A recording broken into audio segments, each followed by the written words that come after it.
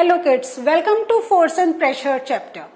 So today in this session we are going to discuss about pressure exerted by liquids. Now, अब इसमें आप क्या देख रहे हैं? हमने पहले ये देखा था कि solid things exert pressure और हमने रिलेशन देखा था कि the relation between pressure, force and area. तो कोई भी काम हम लोग करते हैं उसमें हम फोर्स अप्लाई करते हैं. सो कोई भी काम हम करते हैं उसमें वी पुट सम फोर्स, लेकिन वो फोर्स हम क्या है एक ही लिमिट तक हम डाल सकते हैं.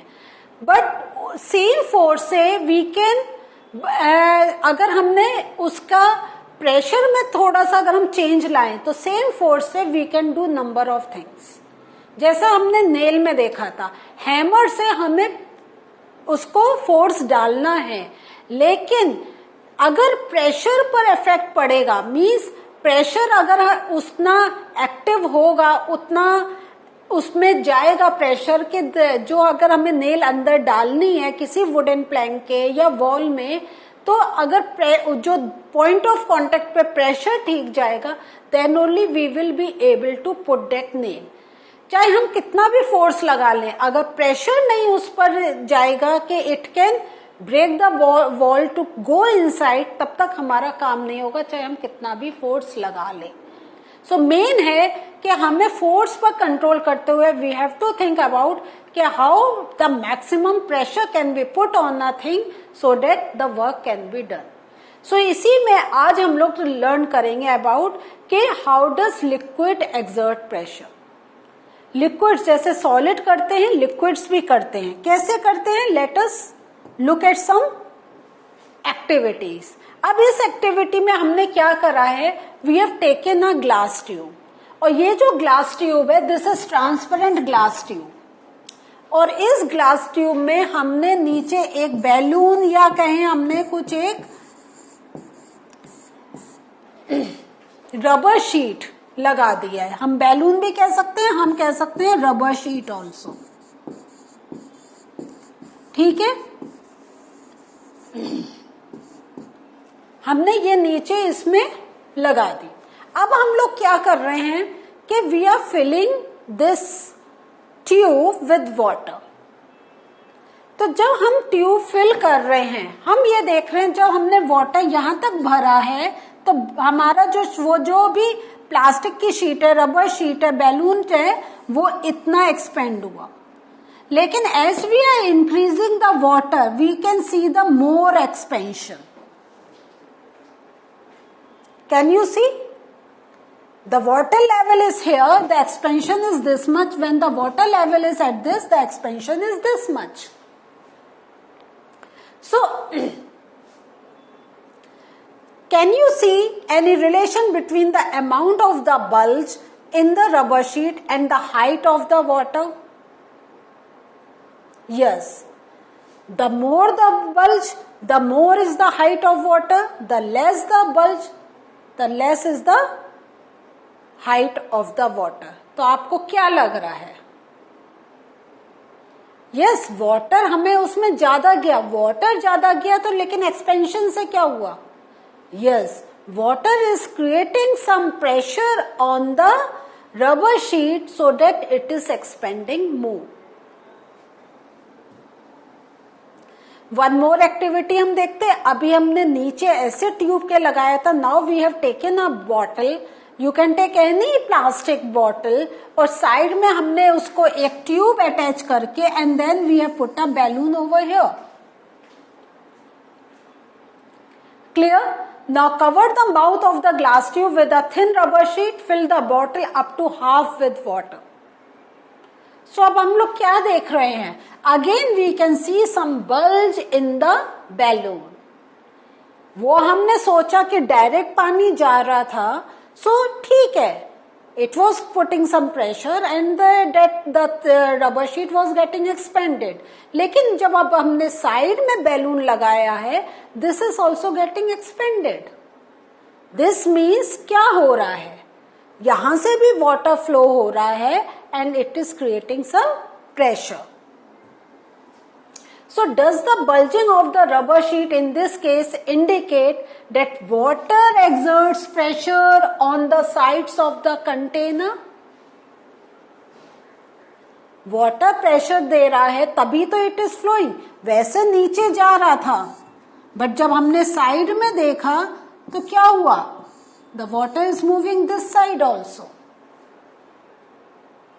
एंड इन तो दिस मीन्स जो हमारा प्रेशर है वो नीचे भी लग रहा है, and pressure is on the walls of the container also. Now one more activity हम लोग करते हैं. You take an empty plastic bottle और अ सिलेंड्रिकल कंटेनर, और इसमें क्या करते हैं, we drill some holes around the bottle. लेकिन हमें ये ध्यान रखना है ये जो होल्स हैं they should be at the same height, वो ऊपर नीचे नहीं होने चाहिए. तो drill 4 holes around near the bottom of the bottle. Make sure that the holes are of at the same height from the bottom. Now you fill the water. What will you observe? Picture में मैंने दिखाया हुआ है सारे जितने हमारे 4 holes हैं, from all those 4 holes we can see water is moving out and with the same pressure, जितना एक सा, क्योंकि हमारे होल्स सेम डायमीटर के हैं and at the same height. तो हम क्या देख रहे हैं, so water is coming from all the holes. So can you now say that liquids exert pressure on the walls of the container?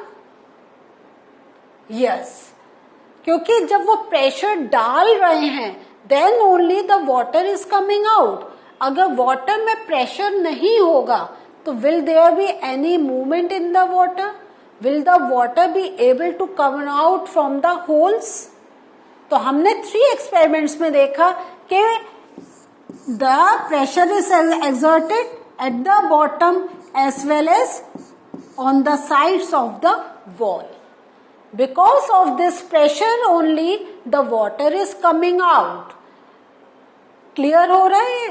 तो जैसा इफ यू रिमेम्बर, बहुत एक इनिशियल मैंने समझाया था कि even a dry leaf can not move until and unless there is some force on it. और हमने ये भी देख लिया there is a relation between pressure and force, है या नहीं है? So इससे हम ये सारे एक्सपेरिमेंट से हमें ये पता चल रहा है because water is creating some pressure and because of that pressure क्या हो रहा है, the water is moving out from the holes that are there inside the tube. Now gases also exert pressure. अब gases कैसे exert pressure करती हैं? When you inflate a balloon, why do you have to close its mouth? क्यों आप करते हैं? Yes. अगर हम बंद नहीं करेंगे क्या होगा, जो अंदर की एयर है वो बाहर निकल आएगी. तो how does that air can come out? Yes, उसके अंदर कुछ तो प्रेशर होगा तभी तो वो इतने छोटा जो नोजल है उससे भी it will come out. What happens when you open the mouth of an inflated balloon? क्या होता है? It come back through its original position, it deflate, है ना, वो पिचक जाता है. Suppose you have a balloon which has holes, तो would you be able to inflate it? अगर बैलून के चारों तरफ होल्स हैं, नहीं. क्यों? Because there will be no air inside the balloon. That air will pass out from the balloon through the holes.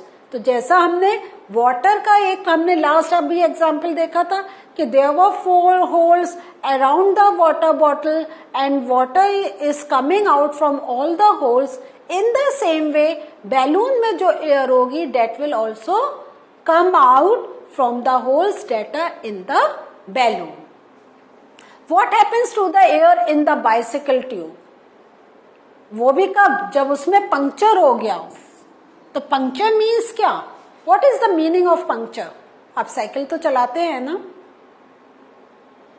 This means जो आपका tyre tube है उसमें देयर इज अ होल, है या नहीं है? उस होल से क्या हो रहा है?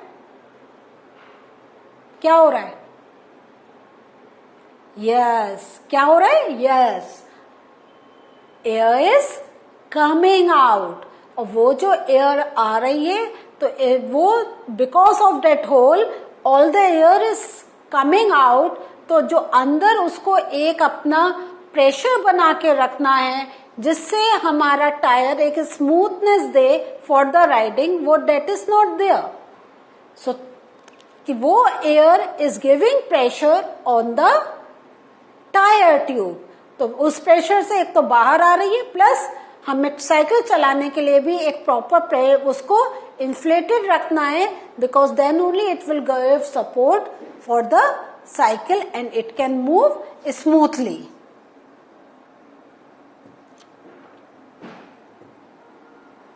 So we find that gases to exert pressure on the walls of their container. है या नहीं है?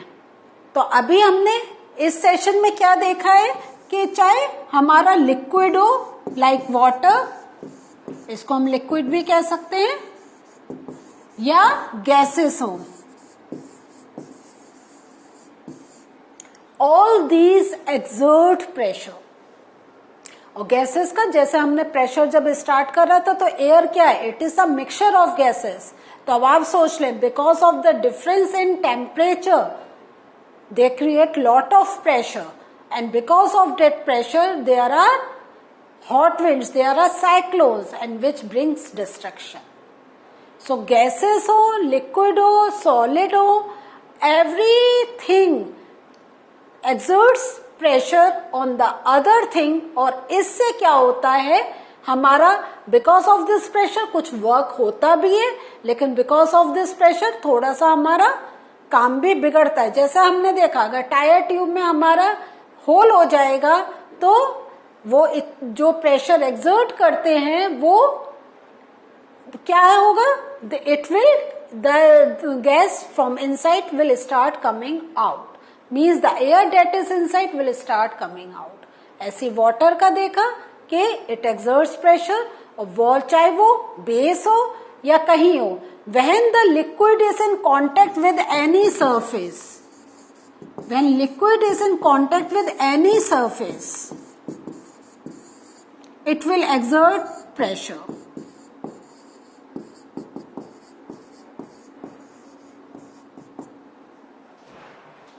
और ये लिक्विड नहीं, ये हम गैसेस के लिए भी कह सकते हैं। Clear? So what did we learn today? Today we learn कि it is not only the solid, liquids and gas can also exert pressure. और ये जो हमने सब सीखा थ्रू सम एक्टिविटीज, और ये एक्टिविटीज आपको मैंने ऐसे समझाई है तो उससे आपको समझ में आया। And if you like, you can do these activities at home also. So do try doing this, and then you are going to enjoy learning today's topic. So see you again in the next session. Bye.